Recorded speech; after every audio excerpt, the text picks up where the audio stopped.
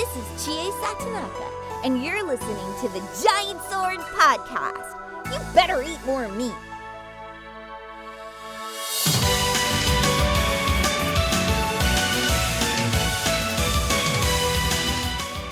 Hello and welcome to this week's Giant Sword Podcast. I'm your party leader, Nick Lynn. Joining me, as always, is Shadow Elite.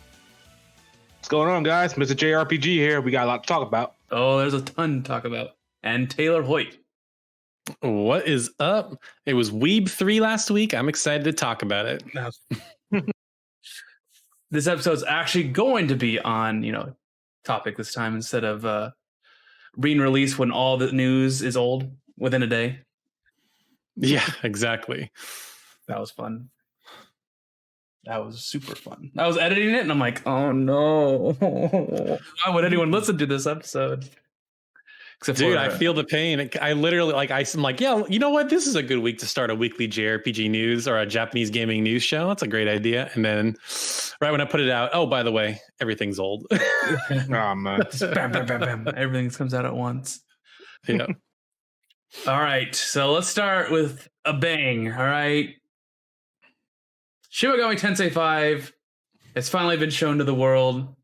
Worldwide release in 2021. Shadow, how do you feel? I feel great about this, man. I'm really happy that we got this. I really thought this game was vaporware development hell. I thought it was just nowhere to be seen. If you had to bet money that it wouldn't appear this year at all, I probably would have took that bet. But this came out of nowhere. Really happy, excited for this. From the trailer, it seemed rather basic for Shin Megami Tensei. I will say that. You have angels, demons, clashing. Tokyo's in the middle. Tokyo gets his ass kicked. It's destroyed. And then you got a protagonist. And of course, something's going to happen with him. And he's going to get along with a demon. And then he's going to start summoning demons. Which is par for the course for Shin Megami Tensei, especially mainline Shin Megami Tensei. Going from Nocturne to SMT4 to Apocalypse for the most part. I would have loved to see gameplay. Loved to have seen gameplay. I mean, this game has been in development since 2017? We couldn't even get like 5 seconds of a gameplay. I couldn't have seen a UI or something. I'm gonna take what I can get. At this point. You actually know what the main character looks like. Yes, finally know. Well, I wouldn't agree with his appearance. Looks a little bit like a girl, with the eyelashes and whatnot. But I can finally stop saying we don't even have a character design because now we do. Really excited for that. But the fact that it's coming out in 2021 is great. But this is Atlas, same company that promised winter 2014 for Persona 5. So I'm honestly won't be surprised if it gets delayed. So we'll see what happens. We're gonna have to see some periodic updates for this game as 2020 goes on. So hopefully maybe we'll get something at Tokyo Game Show or maybe something towards the end of the year. But if we don't get nothing else on this game by the end of the year, maybe by like November-ish, something's not right. And I think it's going to get pushed back to like maybe the end of 2021. I can't see it coming out early unless we get a lot of information. Taylor, yeah. I know you haven't really played Shin Megami Tensei. You know what? I want to know what is the difference between the main series and Persona. Well, Persona is more of a, I would say it's more of a laid back sort of story almost compared to SMT. SMT is more on the dark, more serious, more edgy side of things and a lot more tougher than you will ever get. And then you have like the social link and confidant aspect of Persona, which you don't get in the SMT games. And then you'll get like the law, chaos, and neutral routes in Shin Megami Tensei.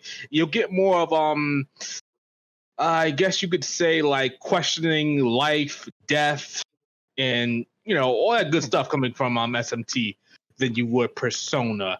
And it's more of a, I guess you could say light and dark thing when it comes to these two games, really. So you're not really. Don't know how. Oh no, it's like so you're not fighting a god, you're just fighting light and darkness. Yeah, exactly.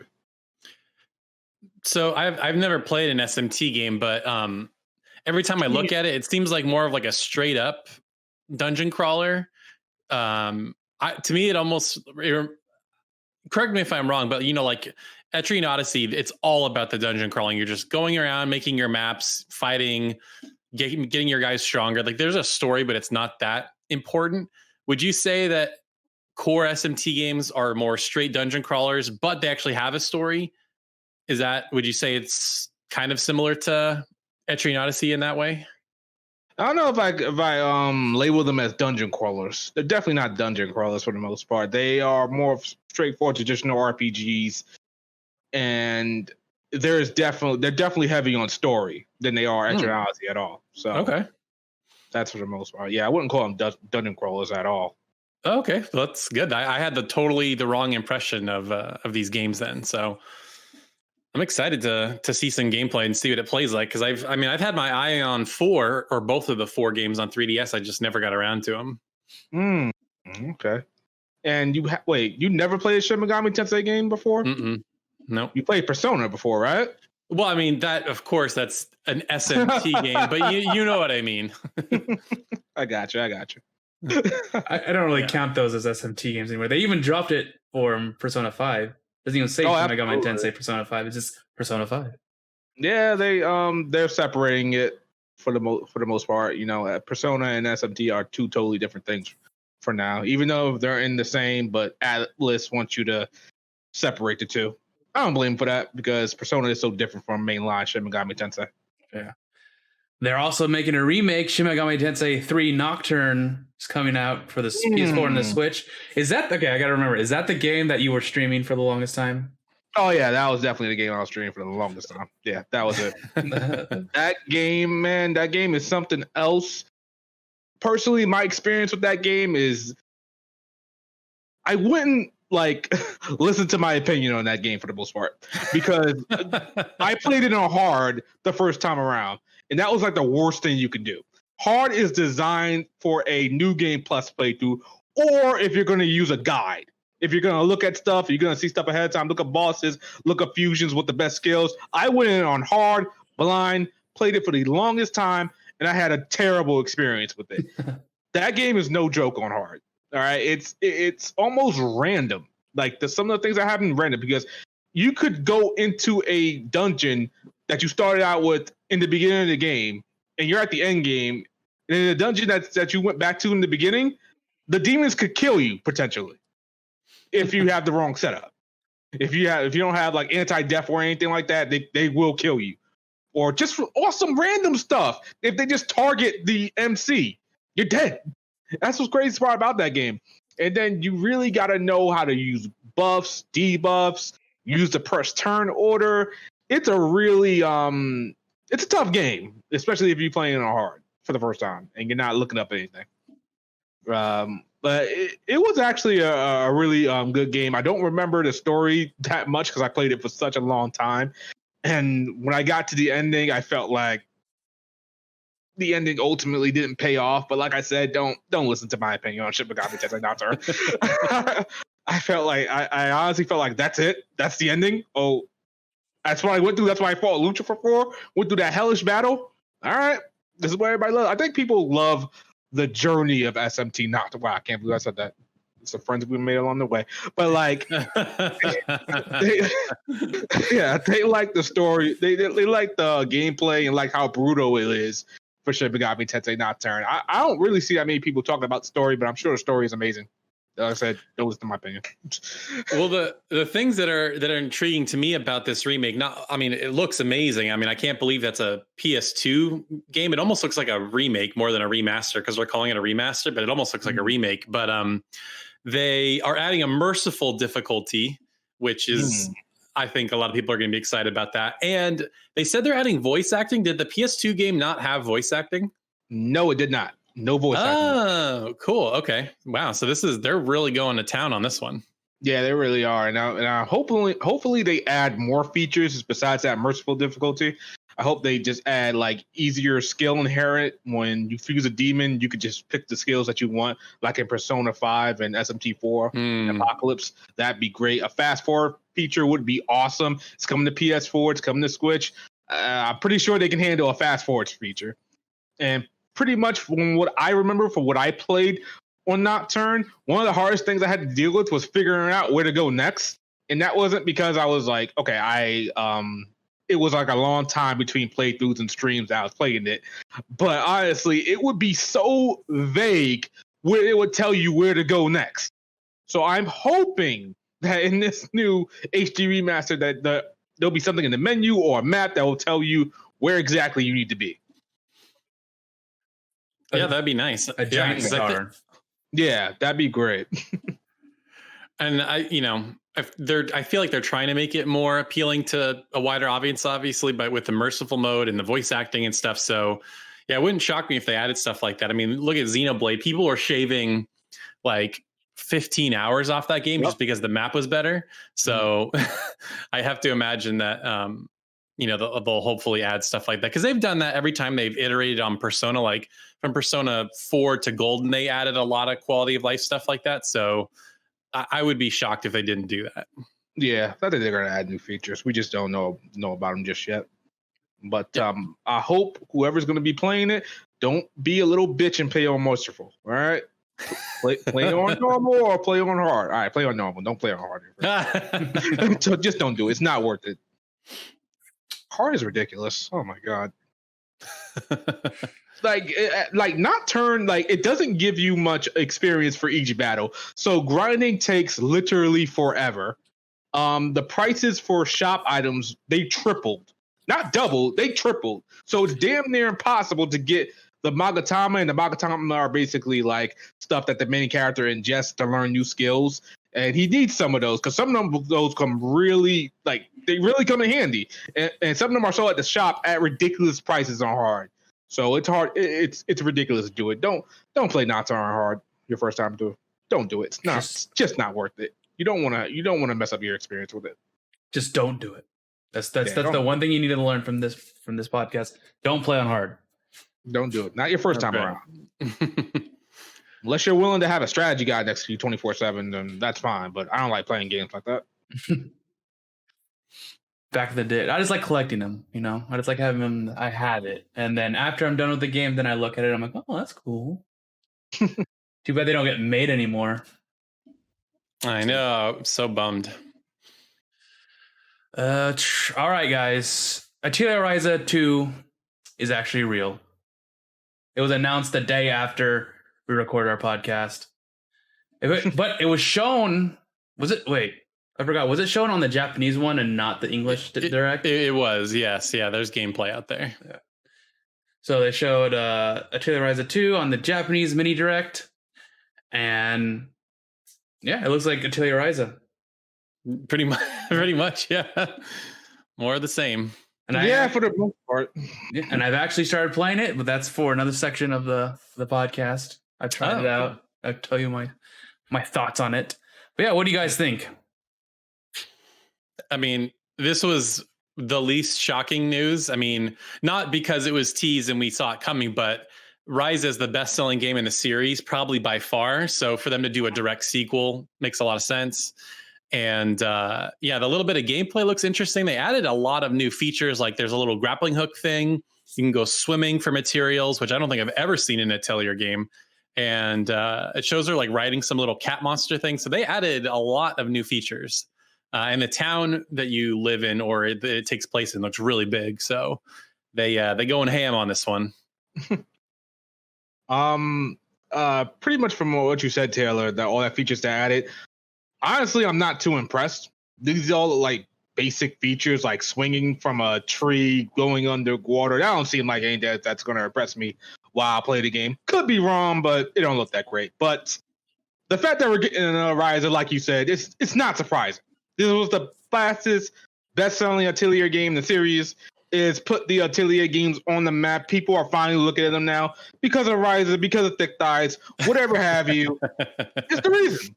Yeah, it's true. So I wouldn't be surprised if we got a third Atelier Ryza game. Wouldn't be surprised at all. But eventually, Koei Tecmo and Gus, they're gonna have to move on. So I think 3 Ryza games is it. So next year, no way, man. Look forward to Atelier Ryza 10 on PS6. Come on, man, nah, that's that's not. People are gonna get sick of her. People are gonna get sick of her at that point. She's gonna be like 60 years old and still have those thighs somehow. You know what? You might be right, but she'll be in the game. She'll definitely be in the game. But she won't be the main character. But yeah, they need to. I hope right now they're figuring out who their next protagonist is gonna be. Because they got this year locked down. Next year, I'm predicting another Atelier Ryza game. But after that, bro, you need to get out another character design that knocks it out the park that Ryza did. Okay, because you don't, as a company, as a business, you don't ever want to go backward. This series has reached a new plateau when it comes to popularity and sales. They don't want to go back. So no more lolly girls. No more lolly girls. They're not allowed. They're not allowed anymore. They're done.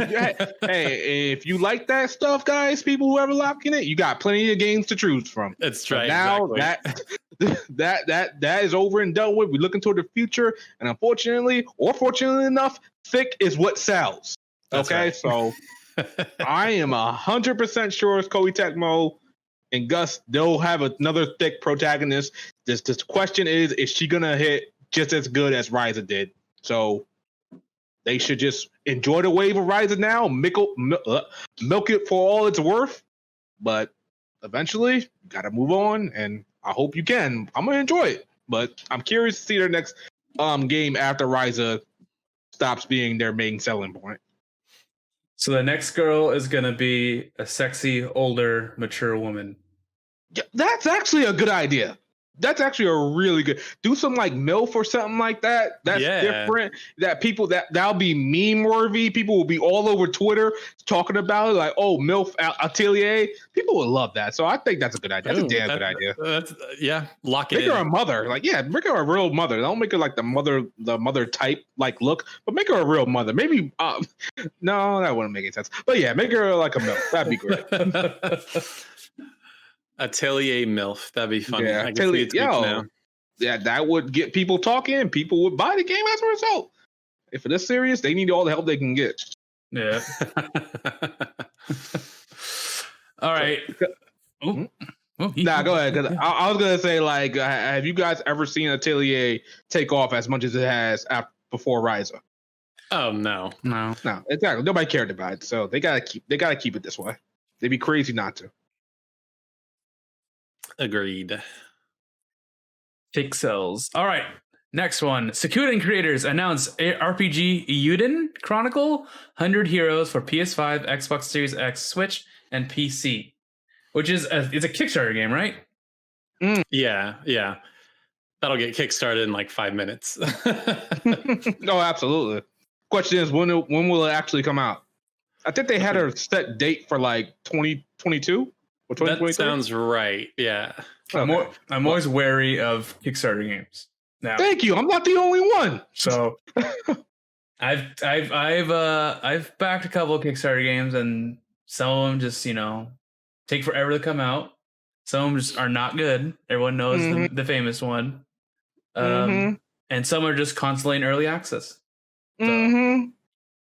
Yeah, we've gotten a few good ones, mostly bad, but we'll see. I wonder if this is going to be like a Shenmue situation where they're trying to get funding and then they're going to bring it to a publisher to get more money. That seems to be the strategy lately when it comes to Kickstarter games. Is it's a proof of concept to show there's interest and then give us more money to make it even better. But there's gameplay and there's screenshots already, so it's like, I mean, I wonder how far into development they are to have that much art and stuff like that. And maybe they'll have a gameplay trailer once the Kickstarter goes live. And the campaign goal is it's $500,000, so I'm pretty sure they have a publisher set, because $500,000 is not that much. That's nothing. Yeah. It looks cool though. It looks a lot like Octopath Traveler, honestly, like the actual in-game stuff. Is the game going to play like Suikoden, you think? Well, I mean, they've said the gameplay features. They already said, I mean, it's called 100 Heroes, so they already said there's going to be 100 characters. They said that you can build up your fortress town where you can bring in new characters to, upgrade your base. So, I mean, it's Suikoden in everything but name, essentially. So, if you like those games, then this looks like the one for you. Yeah. completely out of nowhere. For me personally, like Nick said, I don't believe in Kickstarter games. I really don't. There has been probably way more success stories than there have been failures. But the games I've been interested in, Shenmue 3, Mighty Number 9, Soul Saga, those games have been trash for the most part.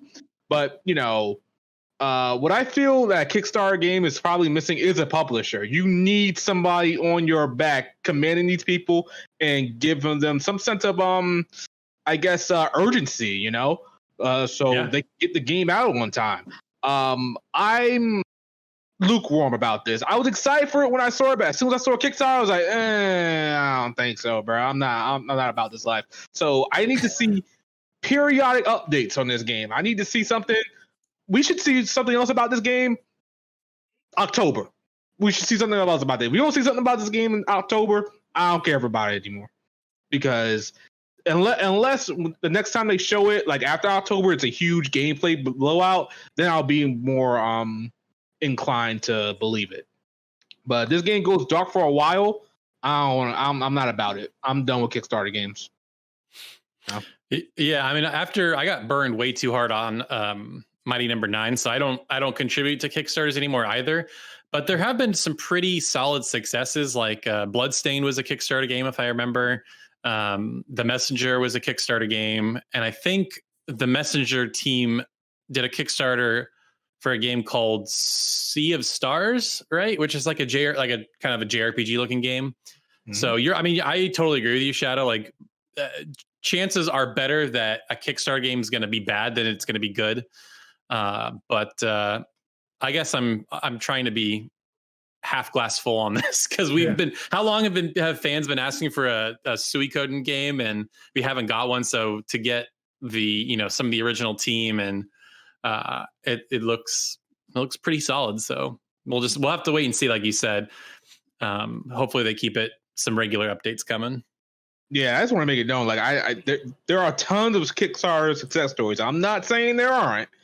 You can name Bloodstained. I think Shovel Knight was another one. Yeah. But like I'm just saying, for me personally, the Kickstarter games that I've been interested in, they've gone nowhere. So forgive me if I don't have faith in this one. All right, I'm keeping my expectations low. I gotta see more, and I gotta see more at a reasonable time. Yeah, can't blame you. Yeah, it does look pretty though. If it's gonna look like that, it definitely looks pretty. Yeah. I gotta see normal battle because I think the little small snippet of battle that they showed was a boss battle because that battle looked a little bit too situational. I don't know. I played one Suikoden game. Now Suikoden Taylor Keys. I'll probably butcher that name, but whatever.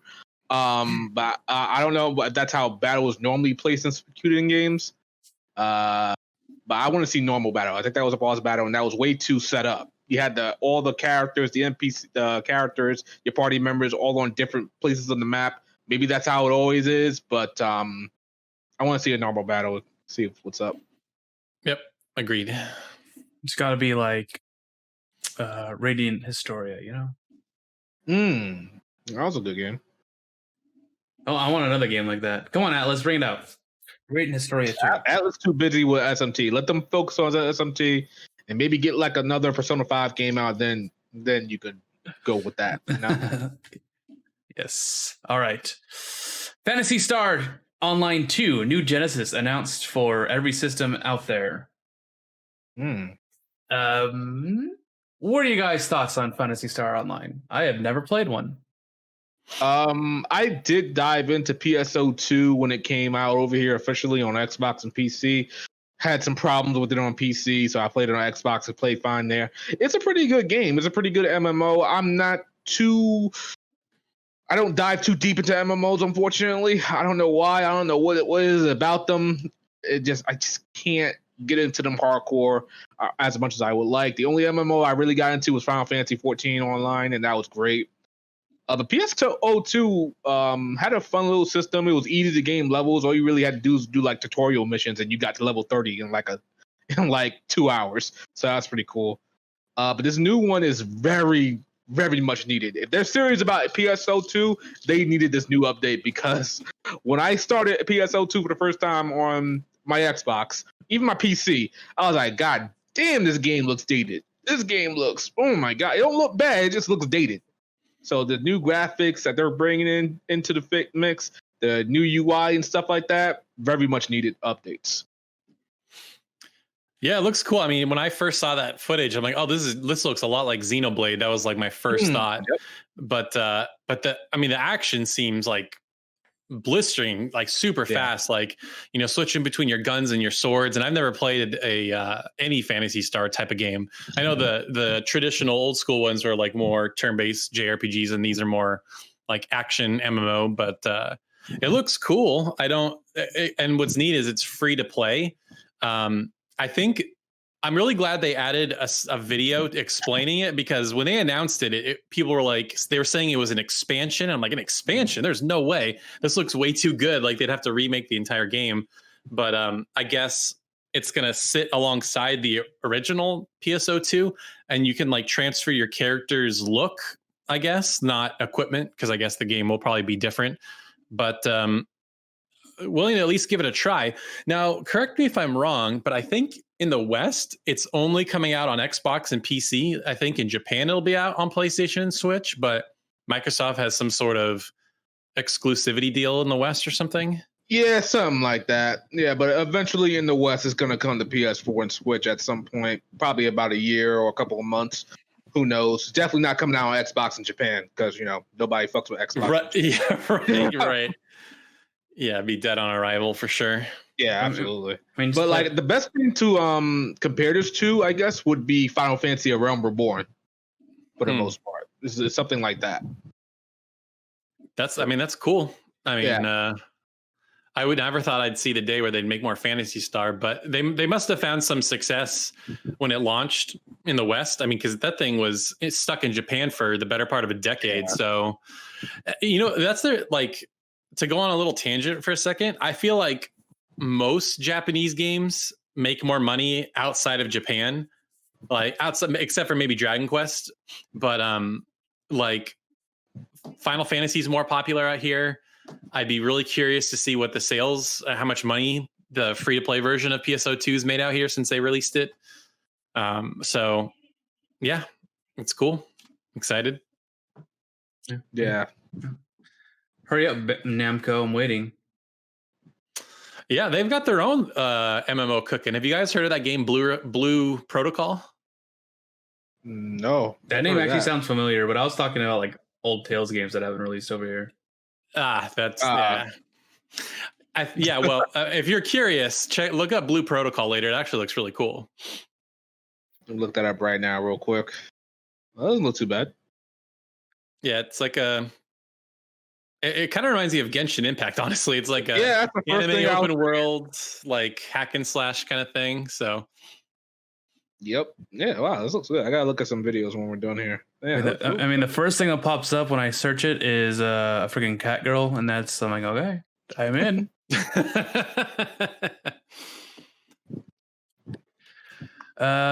All right, next thing, Dragon Quest 11. Echoes of, you know what it is, definitive edition. It's coming out on the other systems now, and apparently it is the Switch version, and it's not, and it's gonna have the Switch visuals, which I don't know what the differences are. Please tell me, like, what got downgraded like crazy? Oh my god! I mean, I think there's just like a lower polygon count. Like if you look at the Switch version and the PS4 version side by side, I mean, they kind of look similar, but you'll notice like the lighting isn't as good. There's not as many details and stuff like that. Man, I gotta say, you know, this is cool that it's coming elsewhere, but most of the news is like a giant bummer. One, on top of it being the Switch version, you can't just pay to upgrade if you already own it on PS4 or PC. So you have to buy the game again, which sucks. It's like, we already paid full price. Can't we just like give you $20 or something? And I'd gladly pay $20 to upgrade the PS4 version for all that extra content. But nope, you got to pay $40, buy it again. And it's going to look worse. It's weird because it's going to look worse on PS4. Like if you play the original PS4 version and then you play the definitive edition and you put them side by side, the original one's going to look better. So it's a very weird compromise, and it feels like Square is being lazy by just up-resing and porting it. It reminds me of when they put like the mobile versions of Final Fantasy and Chrono Trigger on PC and stuff. I don't know. This one kind of bummed me out. Like it's nice that more people get to play, especially on Xbox, because Dragon Quest has never been on an Xbox console before. But man, all the baggage that came with it is really disappointing. Yeah, I just want to say I called this coming from a mile away. I knew this game was coming out. I knew this was gonna happen. I said, give it a year's time. Dragon Quest XI Definitive Edition is gonna come to other consoles. People called me crazy. People called me insane. People was like, "Oh no, it's published by Nintendo, so it's not gonna happen." They're doing no. Square Enix has no loyalty. They're gonna go to where the money is. So the money is elsewhere. But yeah. Other than that, yeah, it really sucks that A, this is the Switch version, and B, you can't just upgrade.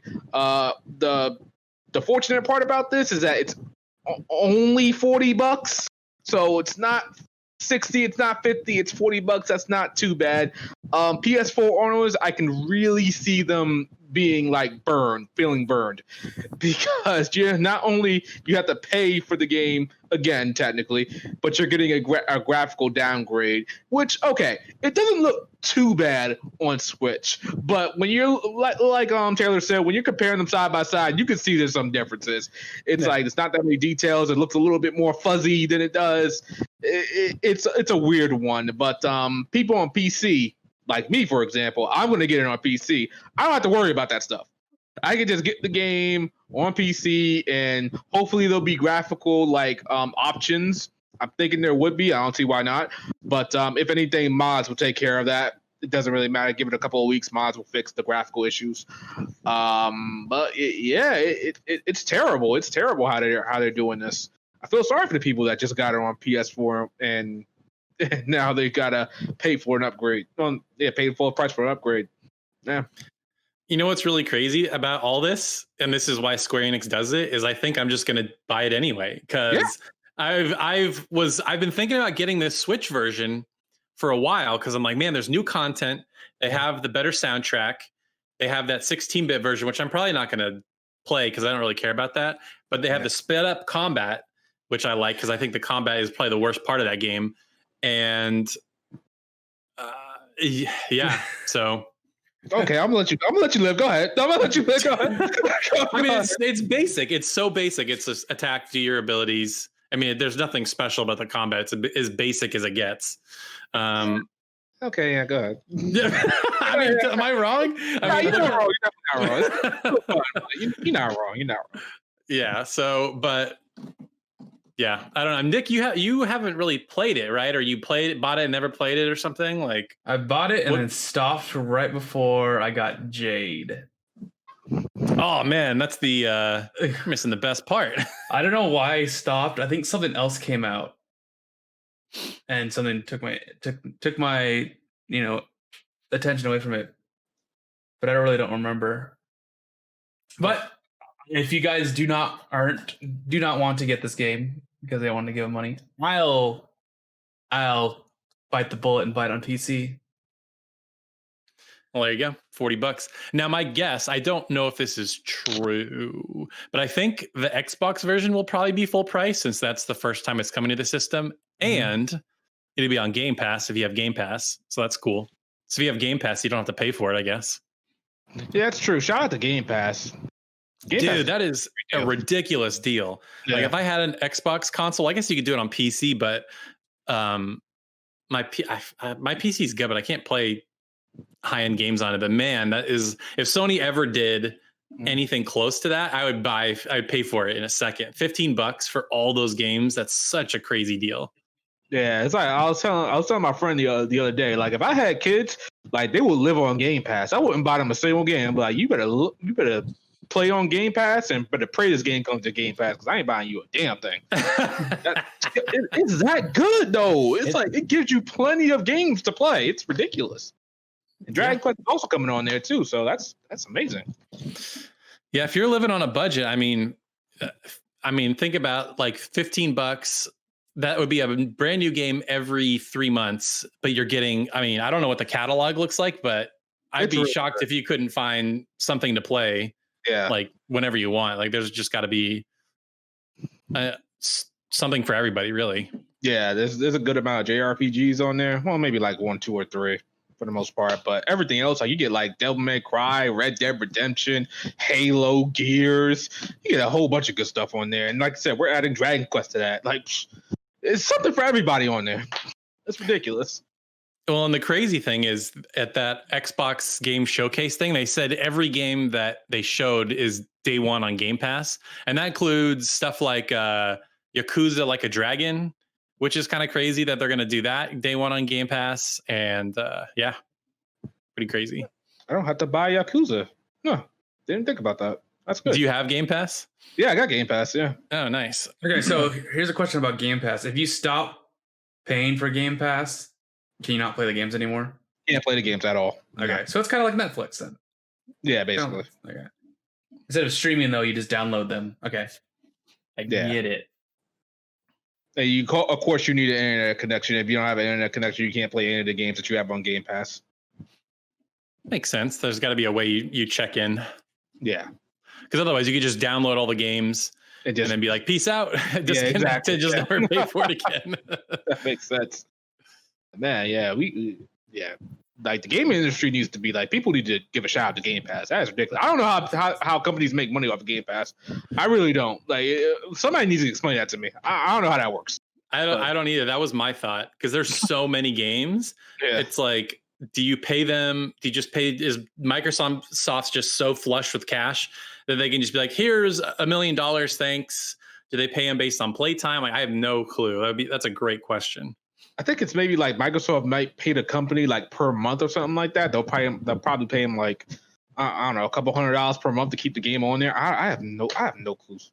Really, if somebody knows that in the comments or anywhere, just to link me to an article that explains how game developers and publishers make money off that. I don't get it. Especially day one. Doesn't that impact sales? I don't know. Well, you know what's really crazy is what I've heard is that it raises awareness for a game that normally wouldn't get the attention, and then people buy it after the fact. Like I heard Sea of Thieves, I guess, had really good sales, even if you didn't have Game Pass, because people's friends were playing it or something like that. So yeah, I don't know. Kind of crazy. That makes sense. It's pretty good. Advertising. Okay. Yeah. All right. So something we already knew for a while, but this is now a confirmation. Final Fantasy VII Remake Part 2 development is already underway, which it was already underway when the game wasn't even out yet, the first one. That's what I thought. Yeah. But now that's confirmation. That's good to know. How far do you think they are? Well, if they began work last year, because we just said they were working on it last year already. Right. I mean, it's so hard to say that. Like, if you read that article, like, they have wildly different things that they say. Like, Tetsuya Nomura's like, we want to increase the quality and get it out as soon as possible, and then one of the other guys was like, with even greater quality. Right. And then the other guy is like, well, you're going to be waiting a while, so be patient. It's like, what are you doing? What? Is it coming as soon as possible, or we'd have to wait? Which one is it? So it could be, I'm saying 3 to 4 years. I've seen a lot of like pessimists out there. Oh, it's going to be over 5 years. It's like, no, they figured it out. CyberConnect's not making this. They've got it all figured out.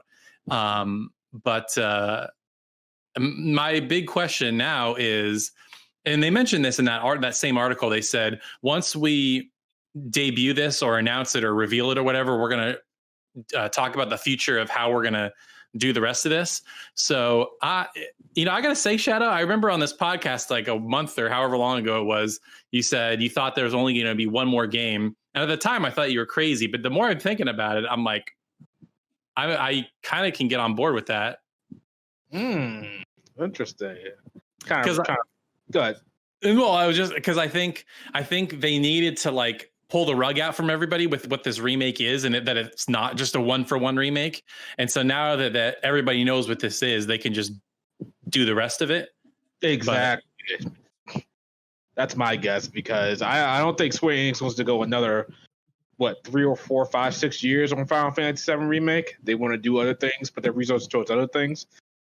But I don't know when this is going to come out. I can always see 5 years from Square Enix and Tetsuya Nomura. Yeah. It probably won't happen because, like we said, they're underway on it. They got their assets, they got character designs, they got models, they got all that good stuff. So maybe it won't take 5 years. I wouldn't be surprised if it did. But I'll give it maybe 2022, 2023. That we'll see Final Fantasy VII Remake Part 2. Sounds about right. Yeah, we'll see at Tokyo Game Show if they have right. if they have a robust trailer, then we'll be getting it earlier. If they have like a little teaser, then we're not gonna keep dreaming. Yeah, I think that wouldn't be fair because they left us wondering for so long with remake, and I think they just don't want to do that again. I think. Well, I mean, if I were them, I wouldn't want to do that, but. I think it's well established that Square doesn't do what's smart all the time. Yeah, they got their own little plans, and I would assume they have to do something for like the year or the beginning of the year. What's the major title that's going to be released for them for the whole year? Yeah, so we'll see what happens. We'll get it when we get it. I'm excited for it, and I'm just not all that excited for it at the same time because I know it's going to take forever, one way or another. But if we see something by the end of this year, maybe it'll come a lot sooner. But I don't think we're going to see anything. Is that a really weird mindset? Because I have that same mindset where it's like, I'm super excited to play it, but at the same time, like, whatever, we're not going to see it in like 3 years. Exactly, yeah. I mean, Square just has a pattern at this point, and I think we're just like, yeah, it's fine. We know they're going to take their time, but it's going to be good, which is nice, which wasn't always the case. And it's nice to know that, they're trying to maintain at least this level of quality. And the fact that they said they're trying to even take it even further is crazy. But hey, if they can improve it even further, then, all for that. Can't wait. But I can wait at the same time. Well, I'm so confused. Gotta wait. Yeah. I just want to hear the other soundtrack, the soundtrack again, because the first soundtrack was amazing. Oh, it's so good. Talk about the original or the remake? The remake. I mean, the original is really good too, but the remake is actually pretty good too. Yeah. So good. All right. The next part of news: Sakuna of Ryza and Rune launches November 10th in North America, November 12th in Japan, and November 20th in Europe. I have no idea. It's sort of like I'm not totally sure if this is accurate, but to me it strikes me as like Harvest Moon meets hack and slash, like side scrolling combat. Like imagine if Muramasa had like farming gameplay. That's what it looks like to me, at least. You know what's really crazy? I heard that this game is only being made by 2 people. That's crazy for how good it looks. Jesus. The Sakuna's mortal companions make weapons, armor, meals for her using the materials and ingredients she gathers on her adventures, completing quests for them, and will unlock even more options. That's what it says. But yeah, it looks like Muramasa, the gameplay. And it, I really don't ever buy collector's editions, but I think I'm gonna have to grab that one. It looks really cool. They actually have the full soundtrack, which they almost never have in these collector's editions. They always have the mini soundtrack with like 10 songs. It's like, don't even bother at that point. Mm-hmm. And they have a big art book and a little charm thing for $60. Like, sold day one, grabbing it. It's just a, what's it called? My mind's going blank. It's just a normal price game, but it has all the goodies. So, well, that's the collector's edition. It's normally $40, but if you want to get the nice, I don't know what they call it. They always have a name for these collector's editions, but yeah, only $20 more gets you some cool stuff. I can't wait. Actually, I haven't looked at all the because they showed a bunch of new stuff, right, and new gameplay and everything. And I think the last time I've actually watched the game was when it was first announced, way back in the day. And they're like, "Oh, look, it's Harvest Moon," but then it has like a 2D platformer aspect to it. And then I don't think it's anything like that. I think it's just a 2D platformer with hack and slash gameplay and some crafting. Yeah. And to tie it off at the end, Story of Seasons, Friends of Mineral Town, and Rune Factory 4 specials each top 100,000 sales in North America. So they're selling really well for those type of games, which is surprising. Those are the newest ones, right? Yeah, those are the ones that were released for the Switch and PC. And when did it come out? Story of Seasons just came out, and Rune Factory 4 special was announced. Well, it was released like a couple months ago. I think so. All together, they amassed over 100,000, or is it individual? It says each top 100,000. So each game. That's not bad. That's pretty good. Couple of months. Yeah, that's pretty good. Yeah, they said I hate when companies use this term, but they said that Story of Seasons was Xseed's fastest selling game to 100,000, which is good. To me, it says there's like an appetite for this game. My question is, are people nostalgic and that's why they're playing it? Or are they coming from Stardew Valley and are really excited or like that game and are just trying to find more games like it? Because I got to be honest, I put my video review out for that game and I cannot believe the views it got. Like I was like, oh, I'll put it out. It'll get like 1,000 views, but at least I got the game for free. That video almost has like 30,000 views already. It's crazy. There are so many people interested in this game. So I would anticipate they're going to keep this train rolling. Maybe some more remakes. I know Rune Factory 5's hopefully not too far off. Me and Nick are excited about that. So I think we're just going to keep getting more of these games. I mean, what Harvest Moon game or Story of Seasons game can they remake that's as good as Friends of Mineral Town? Because they've never topped that game. A lot of people. So in my comments, the two that kept coming up were Magical Melody, which I think was a Wii game, and then It's a Wonderful Life or something like that. The one I like the most that nobody talks about is the one on PS2, Save the Homeland. Yeah, that game visually, I think it's probably the best looking of those games, and it just has so many ways that you can beat it. And nobody played that game for whatever reason. I don't hear anybody talk about it.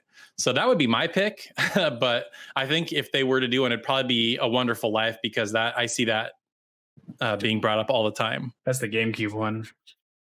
Yep. Well, I'm playing it right now, and it's a good time waster. So let's move straight into what we've been playing. Yeah, I've been playing Rune Factory, Friends of Mineral Town. I'm finally at the end of, or in the middle of summer. And you are correct, Taylor. They really let the ball drop when, with like holidays and stuff. They suck, right? Aren't they terrible? Yeah, they're not the same. Like yeah. I remember them being a lot more NPCs around, so you could talk to like every group. But no, there's only like a handful of NPCs, and there's nothing really to do, and it doesn't feel right. Something's missing. What I keep doing, unless it's like something that you earn rewards on, like the horse racing or something, I usually just skip them because there's nothing to do. It's just a waste of a day, really. Before, they were like fun, like you said, you get to like talk to people. There were fun interactions, but yeah, I think they totally dropped the ball.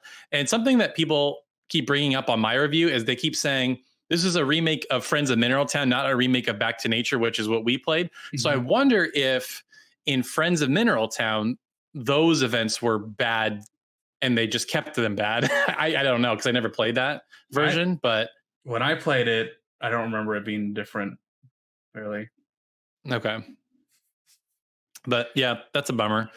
Have you You said you didn't really feel like your stamina and the days went by fast. Are you still feeling like the days kind of zip along at a nice pace? The days definitely zip along at a nice, like really fast pace, like that. I still don't have a problem with stamina. Okay, well that's good.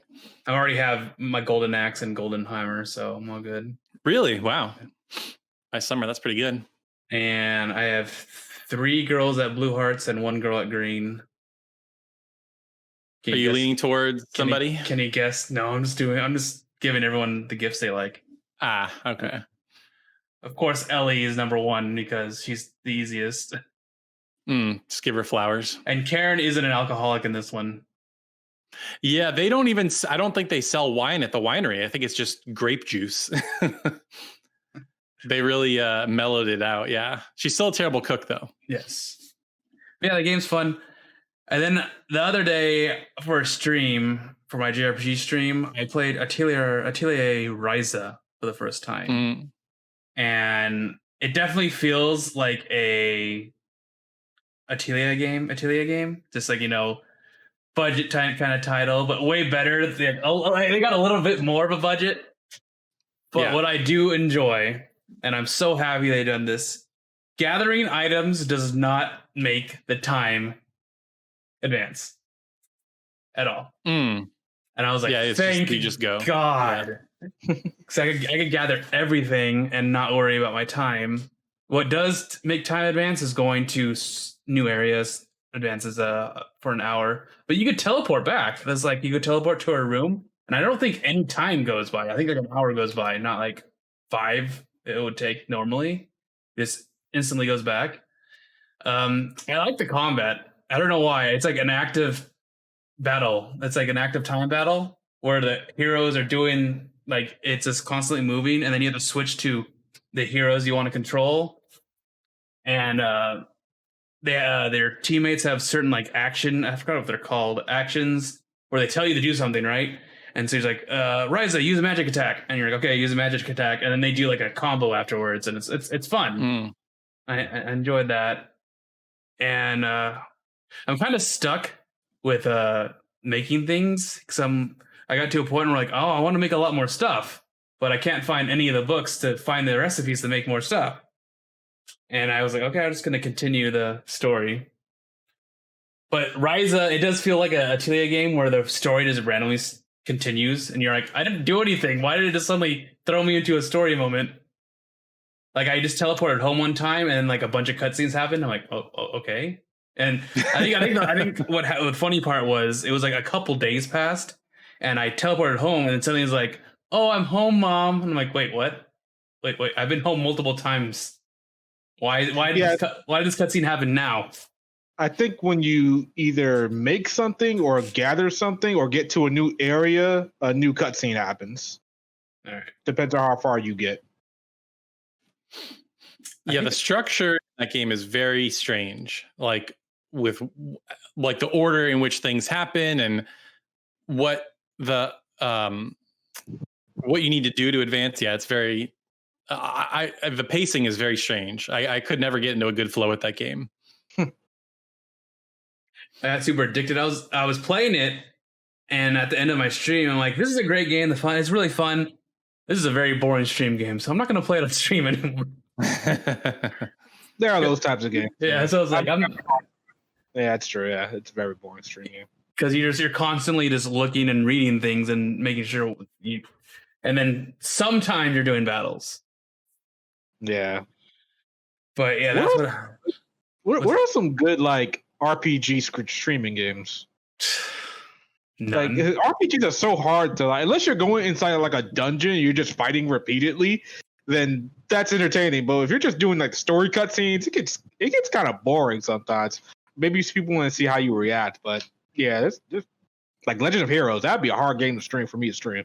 Yeah, it is, because you're watching like a 20-minute cutscene, and you're just like, yeah, it's weird. I think if you have a big audience, if you have like 30 people watching or something like that, you could do it. Yeah, that's true. If you're having like if you're trying to build yourself up, the RPGs are not the way to go. It's just not. And then the best kind of RPGs to stream are action RPGs. Yeah. That's true. Yeah. So Fantasy VII Remake would be a good one. Yep. Yeah, either that or if it's like a brand new game and people just want to see what the deal is. So That's true. Yeah. I remember I had a policy where it's like, if I've never played an RPG, I would never stream a brand new RPG on the, just so I won't get spoilers. But then I realized, you know what? I'm just going to put it like on follower chat only or subscriber chat only. And that would probably help fix the problem with that. I just spilled all over myself. I don't know if I ever stream like a new game because I feel like, especially a new RPG, because like RPGs in the beginning, they're very cutscene heavy. Most definitely. Like an hour and a half will pass, and like all you're doing is looking at cutscenes of the story. I was playing. Yeah, I was playing Tales of Destiny. Like my first JRPG stream when I started streaming again is with Tales of Destiny remake, and that's in Japanese. And so it's like people are not going to know what's happening, and I'll just start laughing because I have like a translation, and it's like people think I'm understanding what they're saying, so they're like, "Oh, what'd they say?" And it's like, I don't know. And then I have Agent Sensation and Shiro. Sometimes they're watching. They're usually the guys that are watching, and they could read Japanese a little bit, so they always tell me what things mean. So I'm like, oh, okay, I get this. So I'm having fun, but I'm running into the problem with that game where it's like, I want to sit down and build my party up, and that's just boring because I'm just going through menus, and it's all in Japanese, so no one's gonna know what I'm doing. But the action the battles are what you want to watch, especially for Tales of Destiny. Those are crazy. Yeah. So what have you More guys been exciting. playing? Oh yeah, most definitely. It compared to 3D Tales games, other than the newer ones. The newer ones are crazy, like Abyss and Symphonia, and they're kind of boring to watch. So I checked my embargo on this game before I started the podcast, so I can talk about the first 10 hours, which is perfect because that's about as far as I got. But I've been playing Fae Tactics for review. Nick, this game is insane with its difficulty. It's unbelievable, and there's no difficulty setting, so I can't turn the difficulty down. So I need to tell you about this one boss fight because first explain what Fae Tactics is. So Fae Tactics is a like tactical strategy RPG by a small indie team. There are so many things to love about this game. It has a gorgeous pixel art style, animation's incredible, great music. I like it's very seamless. The gameplay, the leveling, the way you have options to explore the world, it's incredible. Its one fatal flaw is its difficulty. So I got to this boss fight. So you begin the fight, and there's this boss on the other end of the map. And when you start the fight, one of your NPC characters says, "Oh, there's this totem that will constantly be increasing their defense. We need to destroy it. So it'll just be easier to kill them." I'm like, okay, fine. So one of the features of this game is you get these cards, and every so many turns you can use these cards. And so it'll be like, oh, heal a character, give them a shield, do damage in like a cross formation or whatever. And so my strategy was, all right, I'm going to save up and just use all my spell cards and hit that thing from across the map. And then by the time that I get to the enemy or the enemy gets to me, the thing will be gone. We can actually fight. So I do that. I'm doing these spell cards. Meanwhile, not only is that totem increasing its defense, but it has these two guardians next to it that are giving it like shield HP. And so you need to get rid of the shield before you can hit like their real HP, if that makes sense. Yeah. So defense is increasing. They're essentially getting more life because these guardians are giving them like a shield. So you get to the guy gets to you, and I'm like, all right, I killed the totem. I can actually fight through the shield. That's totally fine. Then the boss makes another one of those totems, right? And so you have to destroy another one. When you hit the totem, it teleports randomly across the map. So I have my whole team fighting this boss. I hit the totem, and then it teleports across the other side of the map, and there's nobody anywhere near it that I can hit. And I'm like, okay, this is really annoying, but fine. And then the boss starts spawning more enemies. So not only is this totem teleporting all over the map, giving it more defense, it's spawning more enemies. And then it's these boss fights also are like, if any of your main characters die, then the battle's just immediately over. Whereas most other fights, if they die, it's like tactics, like you can. Well, actually, it wouldn't be like tactics. It'd be like Fire Emblem, where they're like, "Oh no, I have to retreat" or whatever. So all that on top of none of your guys can die, or else the battle's just immediately over. And the cards that you have, the bosses can also do. So like, I'm just sitting here trying to like survive, and then they'll throw down this spell that roots all my characters in place, and they can't move. And the only way to get rid of the roots is another character runs up to them and like pulls them off or whatever. So I'm just sitting there. I can't move. They're constantly increasing their defense. The thing that increases their defense is teleporting all over the map. They can heal themselves, and they spawn more enemies. It's like a nightmare of a boss fight, and every boss is like this. So I don't know what to do. It's the difficulty is like hilarious. So every boss battle is Bryobane's castle. Okay, so it's not even that every boss. This is every fight in a game is like this. It's like they didn't have a focus test team, and they've played the game themselves over and over and over again, and like, oh, this is too easy. We need to add more to it. But when you're making the game, of course you know what to do. But as a player, I'm just like, I'm like barely 5 hours into the game, and I'm already like completely overwhelmed. It's so crazy. How many party members are you allowed to bring to battle? So that's the thing. So you have your main character, and they're like two little animal companions that will always be with you. And then as you level up, you get a certain amount of points to spend on characters that you can bring in. So as you go through the game, you're given like monsters that you recruit, kind of, and each monster has like a point value. And so right now I can bring up to 4 points worth of monsters into battles. So that can be four monsters, or like one really strong one and one weak one. And I've tried this fight over and over and over again with umpteen different strategies. I'm like, all right, let me bring in a big bruiser who can also give my characters shields, which is nice. I'm like, let me just turtle in the corner. I'm going to shield everybody up, let them come to me. But then by the time I get there, it's too overwhelming.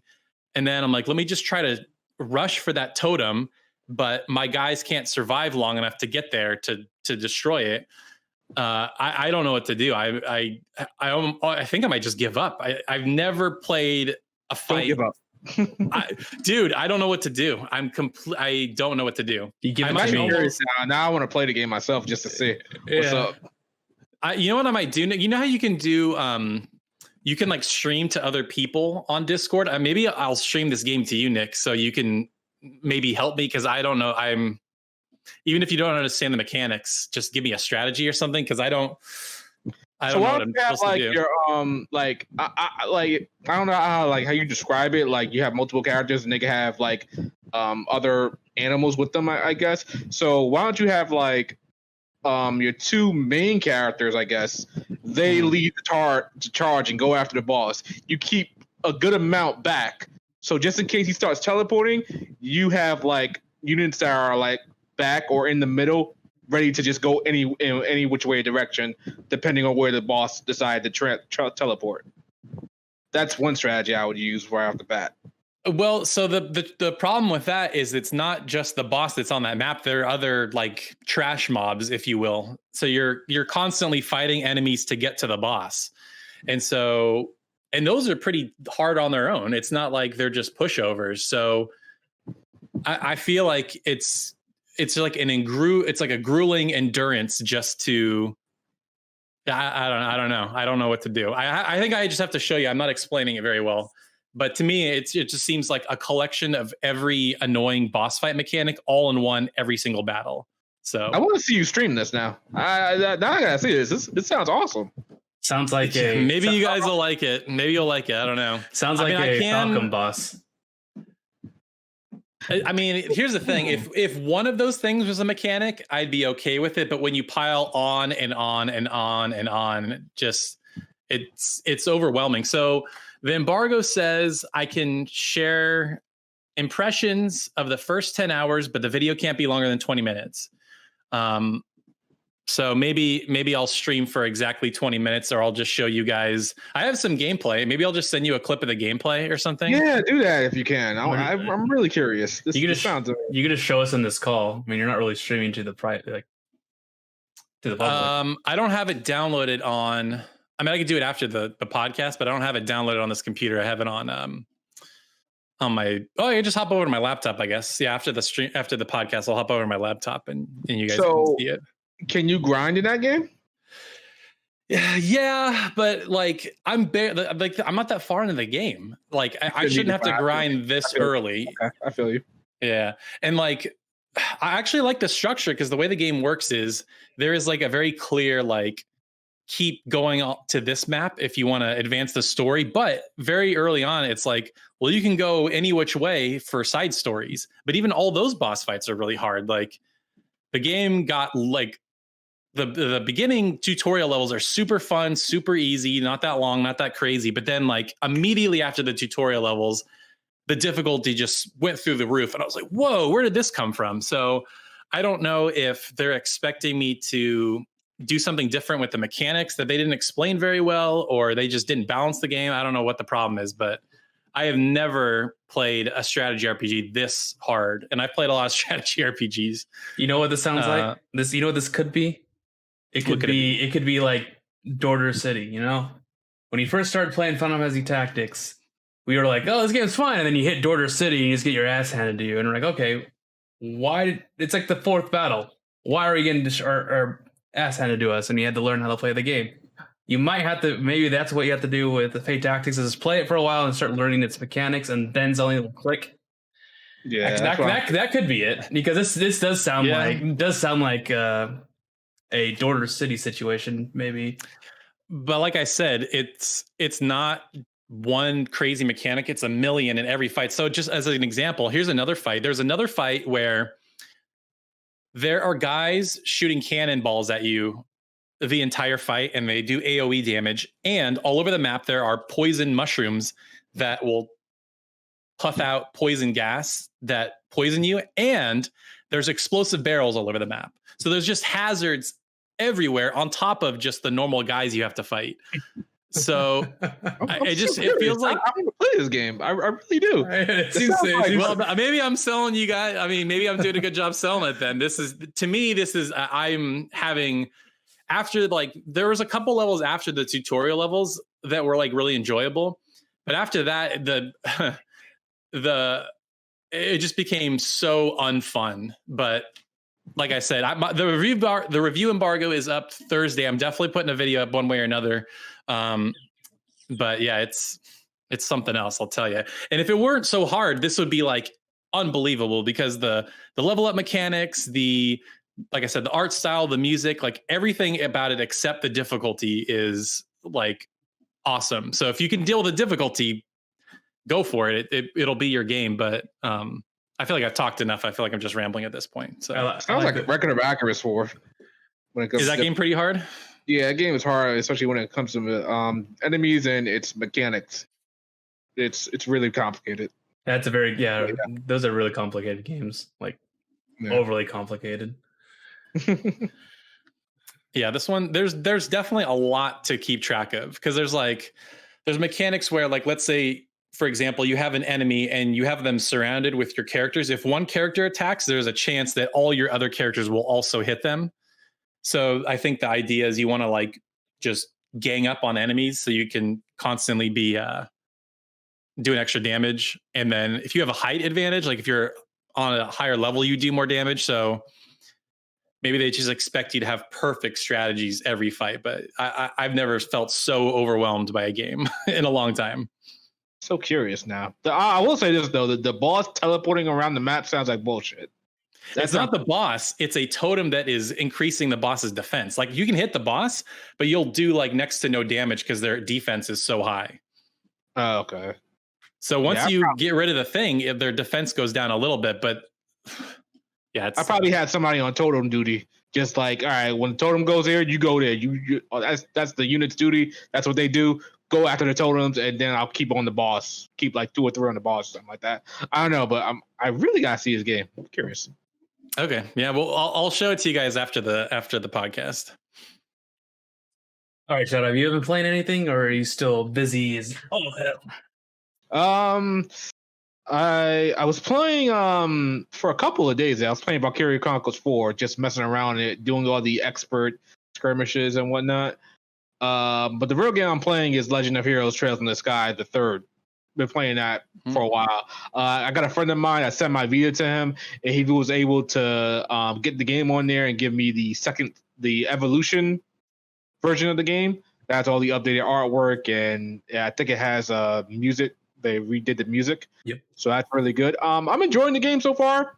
The only thing that I'm kind of iffy on is that you're spending the entire time in this one area, like the Tartarus or something like that. It's really weird. I don't know if I agree with that so far, but there's a lot of story sequences that are happening that I'm very interested in, but some characters I just don't care about their story, their backstory. Such as, I forgot her name. God, what the heck was her name? The girl that's in love with Joshua, the other girl that's in love with Joshua. I forgot her and her family, the brother and the father. I forgot their names. Yeah, Josette. There we go. Yeah, Josette. And like, I got to her door and her whole thing, and I was like, I don't give a damn about you people, but I'm gonna sit through this and do it. And then they gave us like a mini game, a shooting mini game, and I was like, okay, I'll get through this. It's not a big deal. Oh yeah, that's the one. Oh, I remember that one. And you got to do the one where it's the funniest artwork, dude. Funniest artwork. It's the arena. There's an arena mini game. Okay, I'm probably gonna get to that. Really, it's you see the artwork, you just start laughing. You're like, really? But that whole game is inside that thing. Yeah, that's why I figured. I don't know how I feel about that just yet, but I guess I'll get a whole bunch of story exposition and stuff that explains like I'm really curious if it explains the society's what it's called, Phantasmal Blaze Plan or something like that, or why they're doing it or something like that. Curious to see what's going on there. Some backstories are hilarious. Tia's mom is the best thing ever. I love that woman. She is too funny. She was like, "Oh, Tina's so cute. Tina's so amazing." And then like the husband come, "Can I hug my kid?" She was like, "Yeah, I guess you can. You know, I guess it's your kid too." I was like, "What do you mean you guess? That's our father. Let him hug him." And then like whenever you mention Agate to this woman, she goes crazy. It was so funny. It was so funny. I love this woman. I can't wait to see more of Tia's backstory with them. But as a whole, typical Trails of stuff with the battle system, and I see they're going backwards with the characters that you're recruiting, like the Vander guy, Josette, and I forgot the other girl's name. But I can't wait to get Joshua and Estelle and the other girl into the party. But I hope I can get through this game. I want to get through this game so I can play on the first Crossbell game. My friend also gave me that game and put that on the Vita for me. And I don't know how long this game is, but I think it's the shortest one, I believe, like 30 hours or so. It's pretty much as long as the first one. That's as long as the first one. Okay. Yeah. All right. It's really, I love that game. That game is so good. It has it starts, I don't know where you're at, but near to the end, like the last few chapters, you get really deep in the story with Kevin and his background, and it's so good. It gives context to a specific, to me at least, to a specific to Reen, for a specific aspect to Reen, and you're like, oh, maybe that's what that is. And then there's as I said before, is that there's one star door, which is like the most depressing thing in the world. And what I realized is Crossbell is connected to that door. And I'm like, ooh. Yeah, there's actually like a couple of doors that a friend of mine told me to make sure I go through. Yeah. Like towards the end of the game. Like if I don't do anything else, go through those doors. So I'm gonna be when I get to like the final dungeon or something like that, final section, I'll make sure to visit some extra doors. There's some doors where it's like explains what happened to all the what Cassius was doing when he disappeared in the first sky. It explains everything and connects it to Cold Steel, and you're like, oh, I see. This is interesting.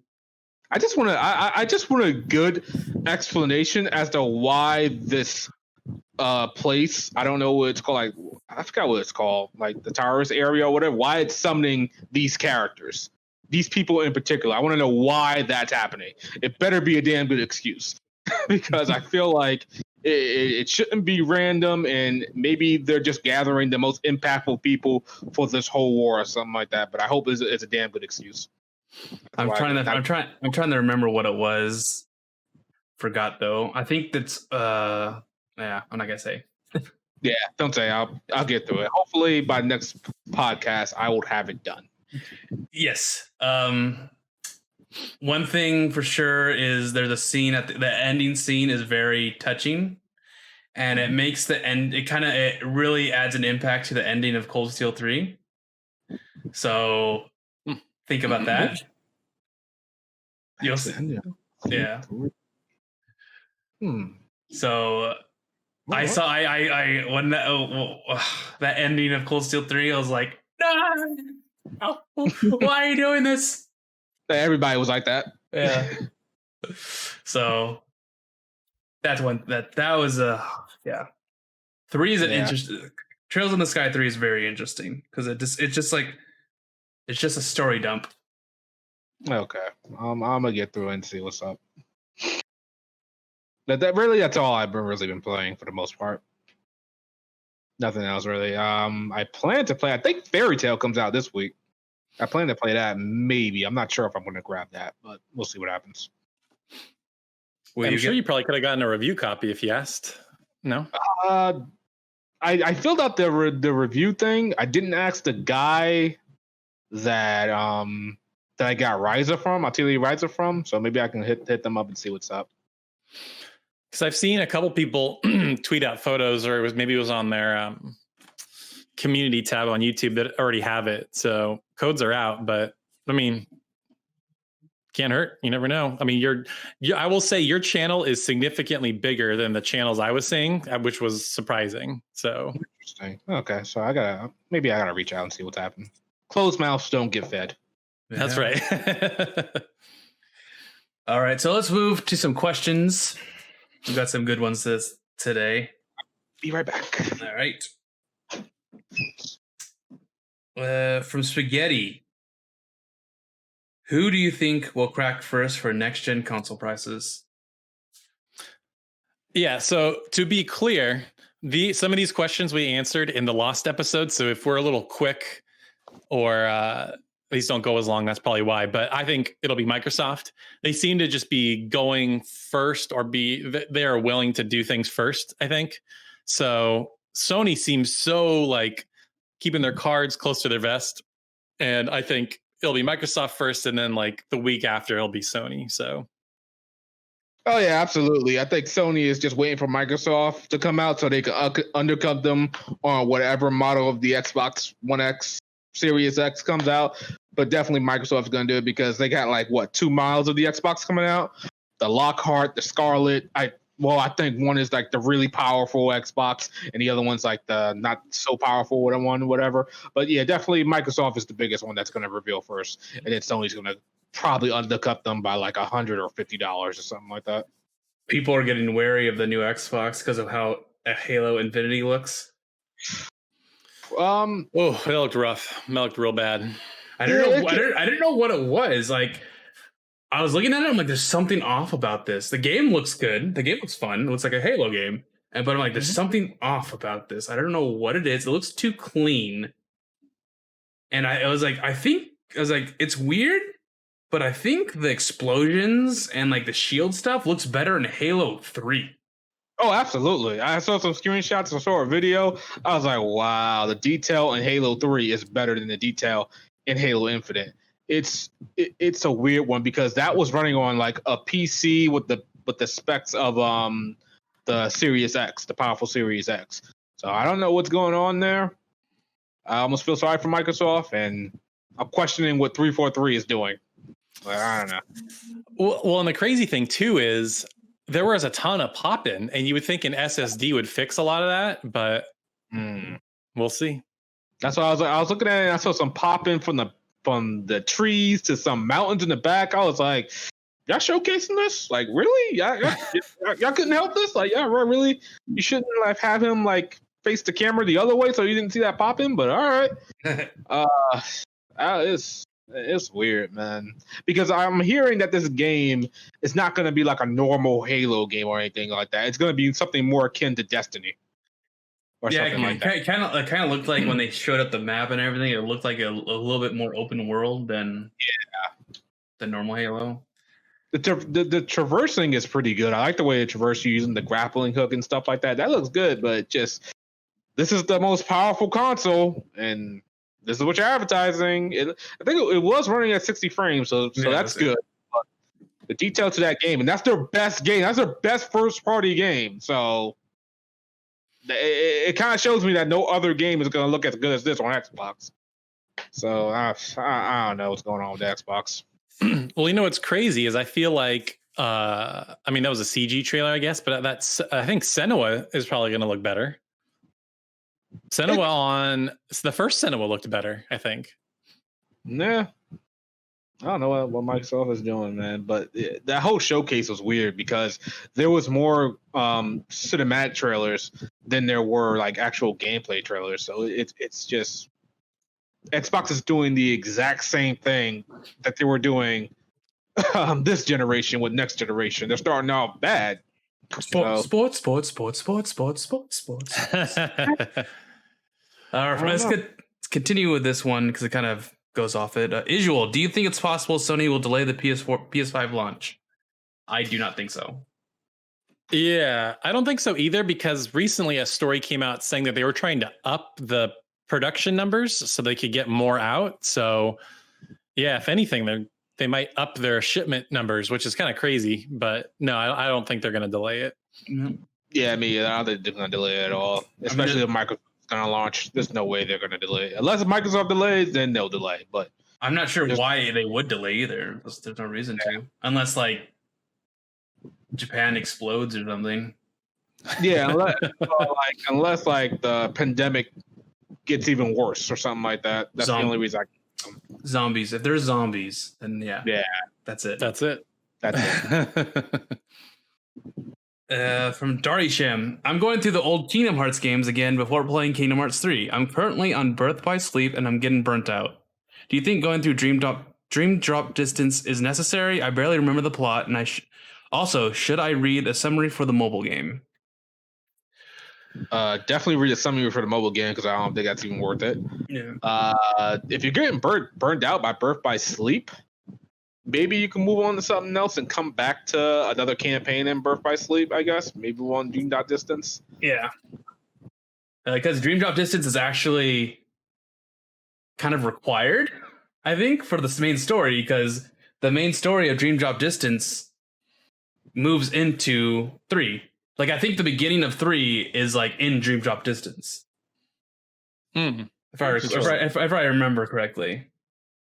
Because, like, you know, I don't want to spoil anything, but the whole Sora thing, Sora messes up pretty much, right?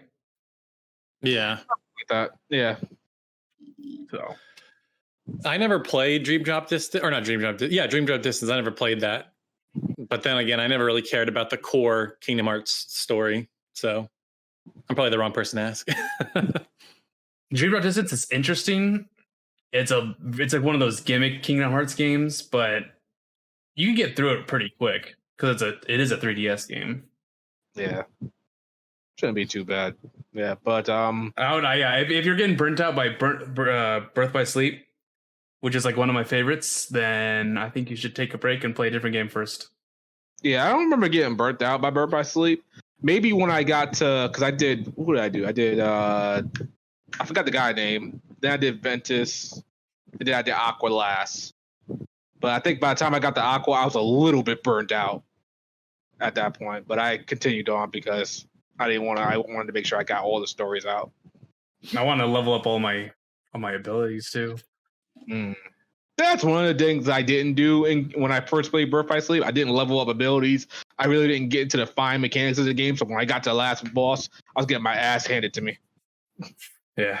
I just remember I had an awesome strategy. I forgot which character it was, where I would do gravity and it would just suck all the enemies in, and then I would just do like a mega flare or something. So then it just makes everything explode, and it just kills everyone instantly. And that was my combo. It was just I know, it was just so satisfying, and that's why I really liked Birth by Sleep, because you could build your character the way you want. From Will Kreplin, what JRPG villains have you liked more than the protagonist? More than the protagonist? That's like getting out a Joker in the JRPG universe. I don't know. More than the protagonist? That's a tough one. I could name you my best like antagonist, but more than the protagonist? That's tough. Like Sephiroth. I never liked Sephiroth more than Cloud. Yeah, Cloud's awesome. Yeah. Ash from Tales of the Abyss. Yeah, I got there. Yeah, I got his motivation. It was really sad, but I don't know if I liked him more than Luke. Maybe I like Vaughn. Maybe a little bit. I'm not sure really. What is Ash compared to beginning Luke. No, I like beginning Luke. Beginning Luke was great. He was a breath of fresh air. I've never seen that in a protagonist being an asshole, jerky. There was a reason for it. Made sense. But I've never seen that before. That was pretty fun. Why do I gotta buy anything? Yeah, he was just taking apples and shit. I was like, bruh, like, what are you doing out here, man? Stop this. It makes sense. He was sheltered. Yes. I don't know if I have a good answer for that. I mean, I like the Chancellor in the Trails games. Osborne. Yeah. Yeah. But is he better than all the protagonists? Exactly. It's hard. It's hard. He's not better than all the protagonists. I'm thinking of awesome villains, but I'm like, but the protagonists are also really good as well. Yeah. There's not many. I don't think I can even. How about the protagonists or the antagonists of Final Fantasy 15 compared to Noctis? Argent? Oh, I don't think that's hard to do, but okay. That's a good one. Yeah. Yeah, I really don't have. Yeah, I can't think of any. I can't think of any. And the ones, like the things that I do think about, they're all spoilers. I'm like, I'm not gonna say it.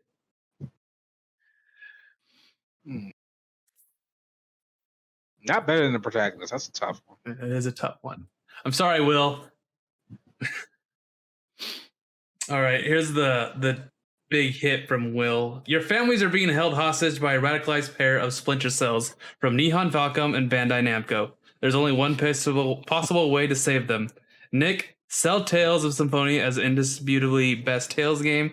Taylor, explain why the Trails series is the most narratively compelling masterpiece in JRPGs. The clock is ticking. Yes, you guys. Go ahead.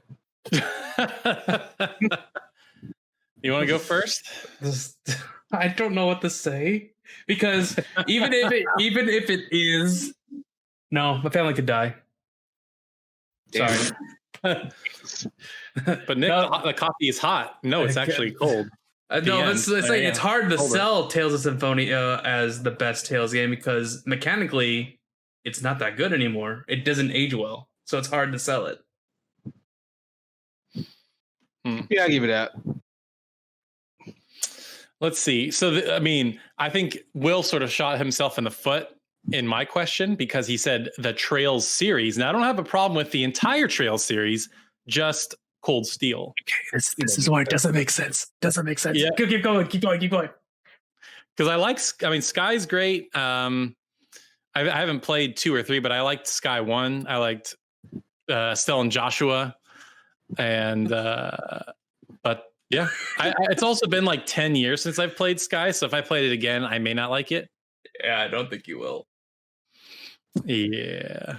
But so Selby in the game, man. What's going on? Come on, man. Talk, man. it's got a great combat system. Okay, that combat system's awesome. Describe the combat system to me. So in the combat system, you have 4 players, or you have 4 characters, and it's all based around your proximity to the enemy. So you'll have moves where like attacks in a straight line, and so you line up all these combos, and you're comboing off of each other. And as you interact with other characters, you can do even bigger combos. And let me tell you, you do a lot of fighting in this game. You're running around, you're doing really boring things, but let me tell you, once you get into that combat, it's really good. It's like Persona, like there's breaking, there's weaknesses, and you have so many different characters that have very diverse move sets that you could swap to anybody and you could have a good time. And in fact, the game forces you to use different characters. You can almost never make your ideal party, so you're forced to play with different characters. So it keeps you on your toes. It's really, it's always changing up on you. And yeah, that's it. If you like good combat, that's what you should play. Are you talking about the breaking? Are you talking about the? Yeah. Are you talking about the breaking from Cold Steel 3? That's what I was thinking. I was like, what breaking was there in Trails?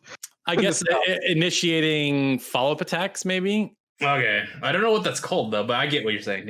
Yeah, I don't know what it's called either. When you crit, you do a crit, and you're able to do a follow-up attack or burst attack or all-out attack. Rushes. They call it rush, right? It's been a while. Yeah, sure. Like, you don't care. So the companies have killed their families. Yeah, they're all dead. We've lost. Hate to see it. I can't. I forget. You don't really have a hot take as far as a game you don't like, do you, Shadow? A game that I don't like? That traditionally most people like, because I think he's obviously picking on us because we like games that a lot of people like. 9, you don't like 9, right? You weren't a fan of 9. You had a whole saga with Pelvic about. That's like a running joke between me and Pelvic. I don't mind 9. Don't tell her I said that. I don't really mind it that much. I really don't give a shit. That's gonna be the quote for this episode. I don't really mind my 9. Don't tell Pelvic I said that. This on Twitter. I don't know. Maybe Final Fantasy 15, but everybody hates Final Fantasy 15. Yeah, I think we all came full circle. We're like, yeah, we were excited to play it. Maybe it's not that great. Yeah. I don't really have a game that I really hate nowadays. Yeah. Oh well. Tales of Symphonia. It's a Tales game. Yeah. It's a Tales game. It has fun. Has characters and. The family's definitely dying, bro. What's going on here? You need to hype this up. You need to tell people why Lloyd is amazing, why this battle system, while Gated is still good. Come on, man. Void is a dual wielder. There are no dual wielders in Tales game. This is the first one ever. He wears all red, has spiky hair. He's annoying as hell. I mean, he's awesome as hell. And he has an awesome blonde girlfriend. Okay, all right. I'm like, it's got the best meme in any Tales game. Okay, it has a couple memes actually. It has the bad wanted poster, and it has the coffee one. See, there you go. There you go. Perfect. It's a meme game. Okay. I think only one of your relatives are gonna die, but you should be clear. All right, I want to. Okay, here's another one. There is a summoner ninja chick who has huge boobs and is the best waifu in the game. Sold. There you go. Yeah. So there you go. Yeah. Go. I had to get the two sides of a coin. There you go. That's and here you go. You have an emo side character named Kratos who seems like he's less stoic and distant and everything, but really he's like Aragorn who's watching over the entire group. And then better.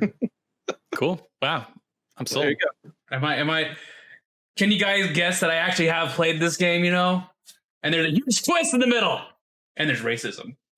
Very topical. Whoa. Very topical for today. That's true. Even though Fantasia did it at the same time. Early 90s. Same exact racism. Half elves. Can't have them. I want to see you stream Symphonia. I really want to see you just be miserable playing this game. I don't think I would. Even at the time when it released, you didn't like it? I didn't play it when it was released. You didn't play it when it was released. You played it deep after you played a couple of Tales of games. Yeah. Like even like the modern ones, like did you play Exalia and yeah? Like okay. When did I play one? I played it on the GameCube, so it was before when the HD remake came out. Oh, so you played it on the GameCube, but it was way after. Oh, okay. Right. I think it was like 2000, probably 2010, 2011, 2012, around that airtime. That's when I played it. Should have still liked it, I feel, but okay. I mean, I played like every Tales game up until that point, until Symphonia, and then I worked at GameStop, so I was like, hey, look, we're selling GameCube games again, and they're really cheap. Oh, here's Tales of Symphonia, all in the box with the cover art and the manual. Okay, I'll buy it. So I bought it, and I played it. All right, fair enough. I did not give it a try. Yeah, I did not play that. I gave it 80 hours worth of a try. I forgot where I stopped. Yeah, I don't know how y'all do that. I don't know how y'all put that much time into a game and you don't like it. I couldn't do it. My time You is hate playing it. You're like, no, I'm gonna like this game. I'm gonna show you game. You're not gonna beat me. I went in it with saying yes. It's like, this is not the best Tales game ever, like everyone else says, but it's a Tales game. Someone go through it. That was the mindset I went through, and it was a decent Tales game until I started hitting all the same story beats of Fantasia. Then I'm like, okay, I get what this game's going for. That's life for me.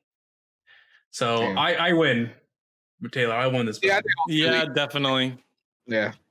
But wait, my game's got a big booby waifu also. Her name's Emma, and she's best girl, and she has glasses, and she's a magical girl too. So there you go. He might be on to something, people. I'm not. No. I know Shadow's in the Emma fan club, so. Oh, absolutely. So yeah, he might be on something. You might live. If people might live. I think it's a tie now. All right, keep going, Taylor. And there's a school dance at the end, and you could dance with her if you want. So there's that. And you have a big booby teacher who's also hot and tries to drink with you. Things get a little promiscuous. Oh wow. Okay. I don't think she ever does, but she teases you. She does tease. Yeah. You. The second time is when she really teases you. Yeah, definitely. Yeah. And you're just like, why? What'd you do that?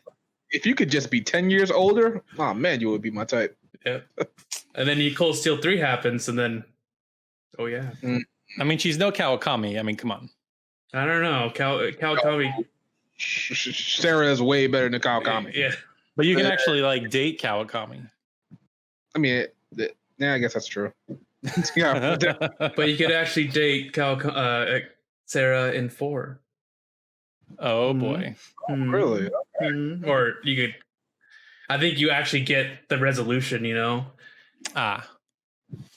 Interesting. You get the full course meal, as she teased in the second. That's what she says. When you go with her in the second one, Rune acts all like, you know what, I actually like you a lot, and I have feelings for you, and I wish that we could go out and stuff. And she does that, and she blushes and goes, oh, I can't believe my student's doing this to me, and then gives him a hug and kisses him on the cheek, and she goes, that's a little taste.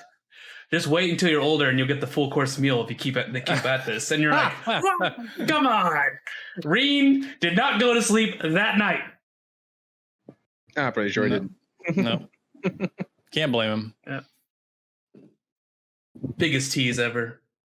From the last question, Proletariat says, how much time do you spend in an average day, week, month playing JRPGs? Do you find that playing more or less changes how you feel about a game? Is there a real life time limit where you will drop a game if you aren't playing it at a pace you would something else? I'll say no. If I like a game enough, I'm going to be playing it until the end, and I'll play as many hours as I need to in a certain day to play it. Maybe 3 hours in a day if I really like it. But yeah, there's nothing that's going to keep me from playing the game that I really like. Yeah, same. I don't really put any restrictions on that. However, my days are usually pretty full. Right now, what I'm doing is, most of my days, it's like work, come home, or finish work on YouTube. So Saturday is kind of my time to play games, and I'll play all day if a game's hooked me, if it's interesting, if it's addicting. But normally in a day, I'll play like maybe 1 or 2 hours during the week, and then Saturday, all day. I become a pure neat. Yeah, same with me. Like with my job now, and because of how early it is, I wake up at 2 a.m., work until 11:30. You wake up at 2 a.m.? Yeah. Oh man. Sometimes I don't go to bed till 2 a.m. That's brutal. So I wake up at 2 a.m., go to work until 11:30, and then when I get home, I'm like, I want to sleep. So I sleep until like 4, and then I play my games after that. And sometimes I don't play anything because I'm tired and exhausted. So I was like, I don't want to do anything. So I'll watch some movie or I'll work. I'll build a Warhammer 40K army and stuff like that. And nice. Just something to get your mind off things. But if there's a game that I'm playing that I'm really hooked into, like when Trails of Cold Steel 3 came out, I was just like, I really want to play this every day. That was in the back of my mind. It's like, I can't wait to get back onto this. But that's rare. Like games rarely do that for me now. I guess it's just with age. What about you, Shadow? Me, yeah, it kind of depends on where work is at. But like I said, if it's a game I really like, I'm gonna put time in for the most part. Like when Cold Steel 4 comes out, ain't nothing keeping me from playing that at least 3 hours a day. Yeah, at the very least. So nothing's gonna keep me from that. Yeah, like I'll play a game even if I can't play it as much as I want to. I'm still gonna find time somewhere down the line to play it a lot. Especially if I like it. So it doesn't turn me away.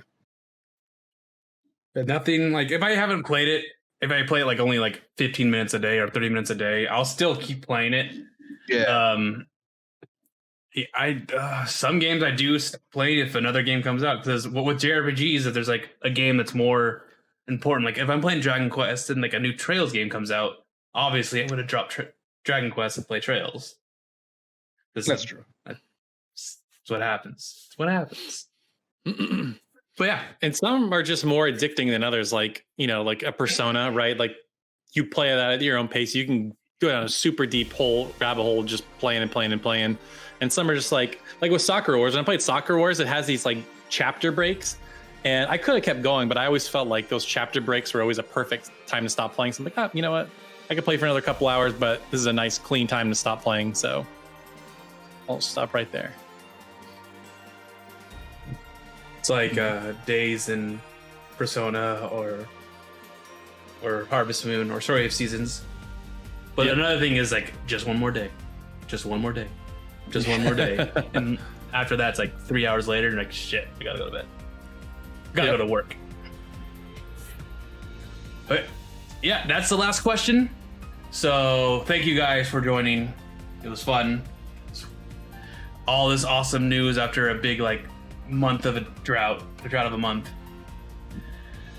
You got your Shin Megami Tensei. I want my Tales of Destiny so bad, but I don't think I'm ever gonna get that. Actually, I just want to see Tales of the Rise. What about you guys? Yeah, it's true. Yeah. We should be getting something at Tokyo Game Show or towards the end of the year at this point. I just want to see pure gameplay, That's all I want to see. Exactly. It's been too long. Yeah, way too long. But thanks for joining, guys. We're going weekly, as we said before last episode, so we'll see you next week. Thank you. Join our Discord. We have fun talking about JRPGs and anime and all that stuff. And yeah, thanks for watching, and we'll be back. Later, guys. See ya. Peace.